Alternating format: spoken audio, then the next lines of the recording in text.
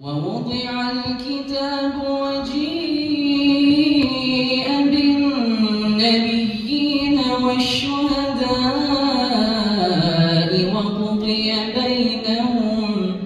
وقضي بينهم بالحق وهم لا يظلمون ووفيت كل نفس ما عملت وهو أعلم بما يفعلون وسيق الذين كفروا إلى جهنم زمرا.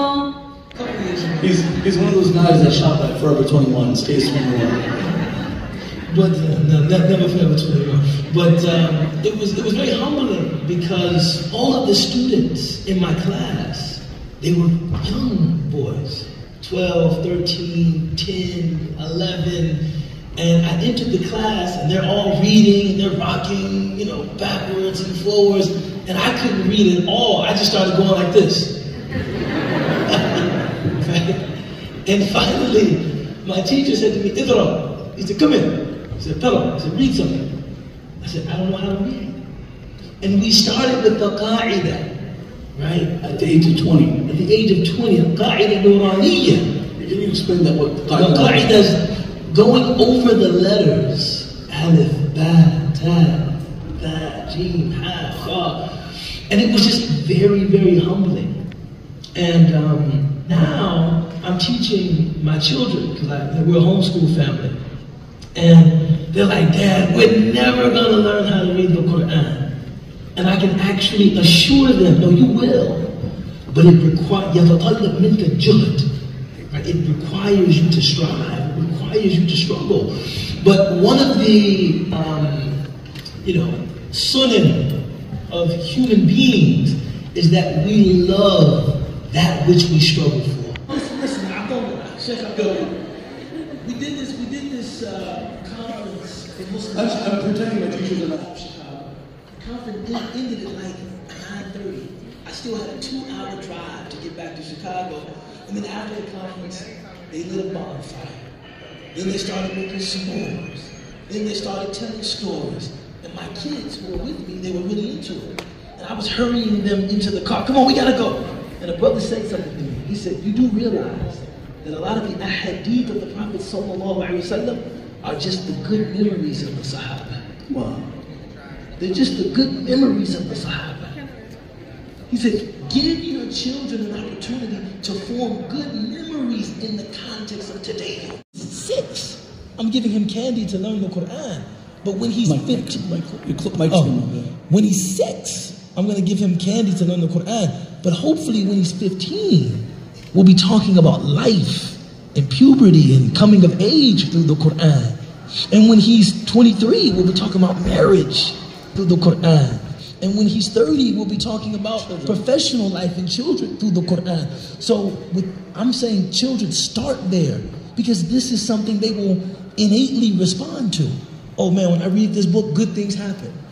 I get candy, I get praise, I get to spend time with my dad. I love this, right? So I think you want to start there, and Allah knows best. Beautiful answer, guys. Give a round of applause, guys. MashaAllah.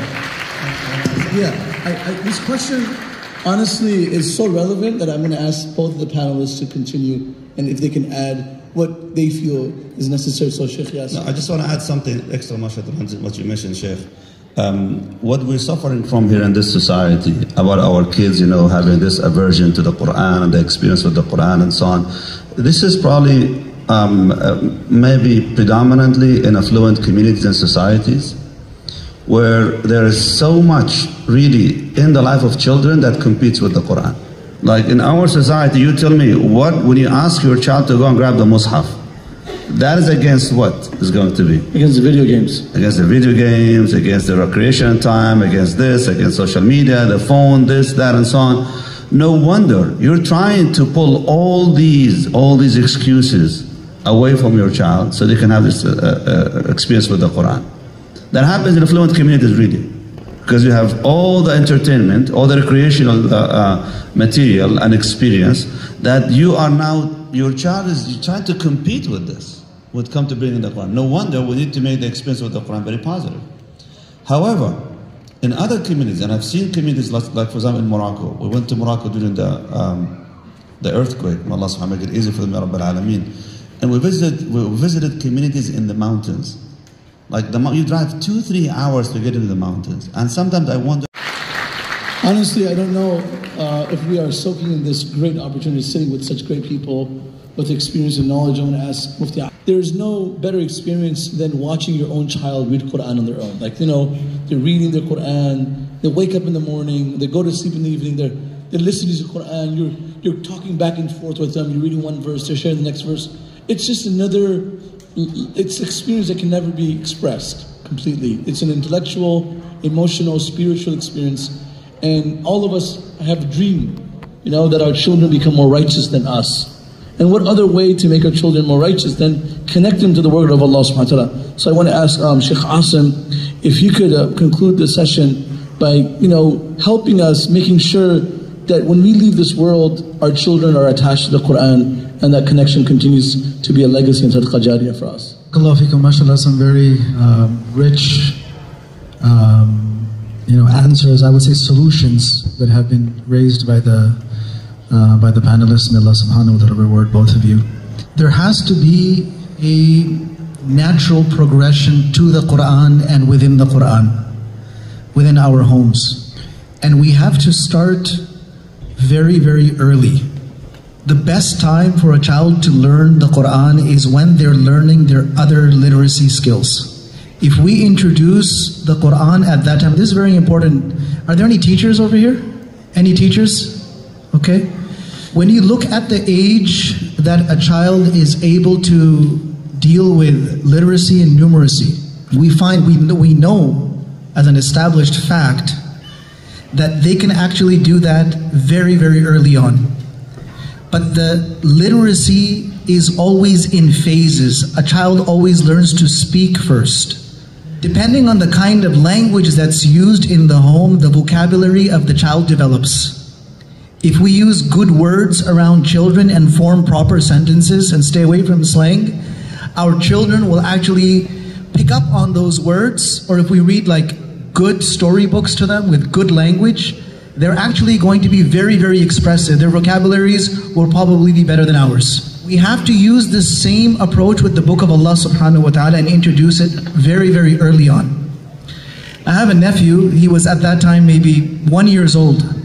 He was just learning how to speak, but whatever he watched on YouTube, he memorized it very, very quickly, like nursery rhymes.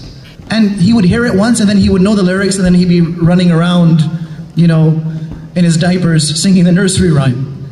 So I told his mother, I said, you know what? Instead of playing nursery rhymes for him all day, why don't you play some verses of the Quran, play some surahs, and play the same surahs over and over again. And this child, because he had that mind of learning through listening, so without making any effort on his own, he was just learning surahs. He didn't even know he's learning surahs. He had no idea, but all of a sudden he's running around reading words of the Quran. It has to be done in such a way that it's not like, okay, you were doing this in your life up till now you have to go learn the Quran. It doesn't work, or let's just say it's a very uphill battle from that point onwards. It's got to be part of the child's ecosystem, natural ecosystem that they've always known. The child has to grow up feeling like they've always known the Quran. They've always known about the Quran. They've always heard of that surah and that surah and that surah. They've always heard about recitation. You know, in the UK, they've done some amazing, amazing work, which stands as a good model for us in North America. We have like weekend schools and things like that. It's very scattered and fragmented.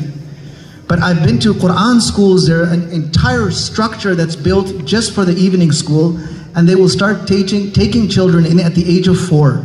And at the age of 4... Proper yes, please. Did you guys benefit? Get a round of applause, guys. Yeah. I benefited immensely. To be honest, these are questions I wanted for myself. You know? So I tossed them out so you all can... These are things even teachers and scholars and mashayikh, they struggle with at home. We have children, just like you guys have children on the computer. We have all the tablets, all the resources, all that stuff is available for us. Even when you get in the car, have your children fall in love with a surah in the Quran. A small chapter, a good reciter. Everyone likes to listen to a beautiful voice. If it's not a qari that you like, someone else likes, but everybody, they hear a beautiful, even non-Muslims, when they hear a beautiful recitation of the Quran, like, wow, look at that tone, look at the voice pitch. They listen to it, they get mesmerized. First time. Maher, you hear that? Nobody knows the work you're doing. MashaAllah. Give yourself a round of applause, guys, for the first timers. MashaAllah. That's like 70% of the hall. Who's been to a Miftah program online or on site before? Raise your hand. It literally means key. And the whole idea is that Miftah becomes the key to knowledge. So I'm going to go through this quickly. What are the options that Miftah has for our local community, our national community, and even globally, the services that we're providing, the subjects that are being offered. I'm going to go through the main courses. We have a campus in Michigan that's around 100,000 square feet on 15 acres. And prior to that, we have a boarding school, and we have over 150 boys that come from across North America to memorize the Quran, become scholars. They stay with us from grade 5 to grade 12, and they end up doing 2-3 more years with us doing undergrad. And while they're doing that, they become scholars and ulama. Sheikh Asim is one of the teachers of the Sahih Sitta. From the beginning to the end for 7 days, 8 hours a day. So people our age, parents, grandparents, children, we have a whole seerah for children. So if the children are 12 to... from a mental health perspective, there are different experts that come and they speak about the Quran and they spend hours in it, literally lectures are an hour-long average. It's not just a speech, it is literally informative classes that professionals who are in those subjects. Average attendance for this is around 1,200 people. So we switch between two cities, don't ask why. Detroit and Dallas.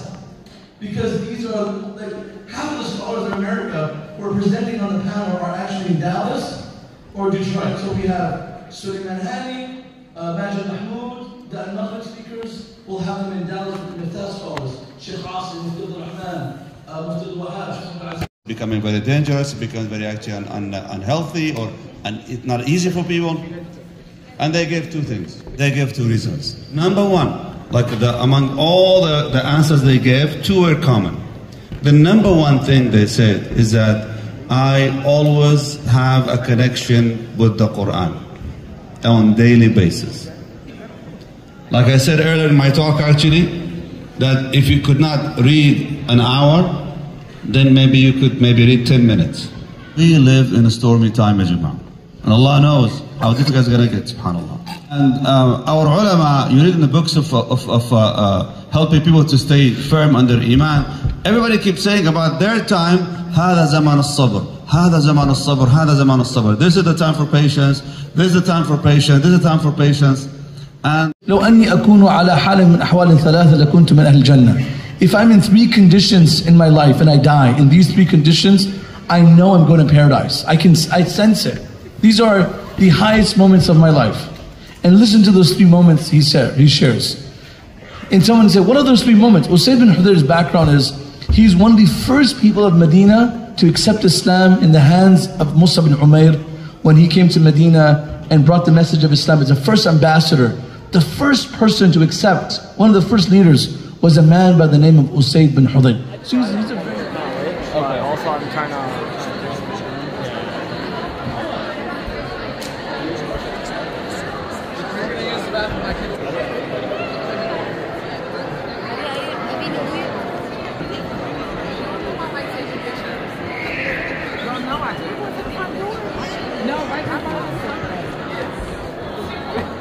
What?